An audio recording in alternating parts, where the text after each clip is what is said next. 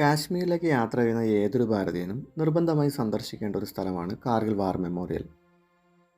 സമുദ്രനിരപ്പിൽ നിന്നും 16,000 അടി ഉയരത്തിൽ സ്ഥിതി ചെയ്യുന്ന കാർഗിലിലെ ദ്രാസ് മേഖലയിൽ ശൈത്യകാലത്ത് താപനില -40 ഡിഗ്രി വരെ താഴ്ന്നു പോകും.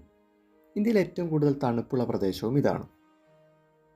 മഞ്ഞുവീഴ്ച ശക്തമാകുന്ന ഈ സമയങ്ങളിൽ ഇന്ത്യയുടെയും പാകിസ്ഥാൻ്റെയും സൈനികർ ബങ്കറുകൾ ഉപേക്ഷിച്ച് ഏറ്റവും അടുത്തുള്ള ബേസിലേക്ക് തിരികെ പോകുമായിരുന്നു.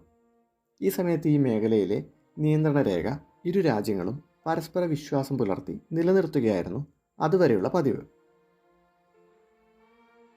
എന്നാൽ 1999 മെയ് മാസത്തിൽ സൗഹൃദം മറയാക്കി പാകിസ്ഥാൻ ഒരുക്കിയ ഒരു കൊടും ചതിയായിരുന്നു സ്വതന്ത്ര ഭാരതം കണ്ട ഏറ്റവും വലിയ യുദ്ധങ്ങളിലൊന്നിൽ കലാശിച്ചത്.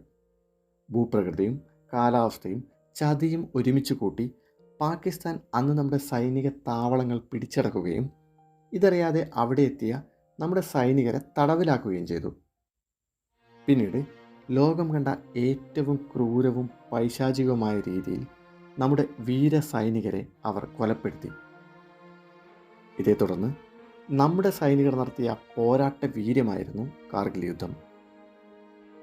2 മാസത്തോളം നീണ്ടുനിന്ന പോരാട്ടത്തിനൊടുവിൽ 1999 ജൂലൈ 26 ഭാരതം വിജയത്തിൻ്റെ മൂവർണ്ണമുയർത്തി.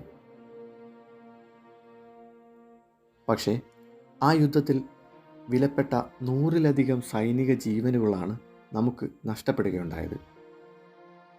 അവരുടെ പോരാട്ട വീര്യത്തിൻ്റെ ഓർമ്മകൾ ഈ മണ്ണിൽ നിൽക്കുമ്പോൾ നമ്മുടെ ഉള്ളിലിങ്ങനെ നിറഞ്ഞു വരും. അറിയാതെ നമ്മുടെ കണ്ണുകളൊക്കെ നിറഞ്ഞു പോകും. അവരുടെ ജീവത്യാഗമാണ് സത്യത്തിൽ നമ്മുടെയൊക്കെ സ്വാതന്ത്ര്യം.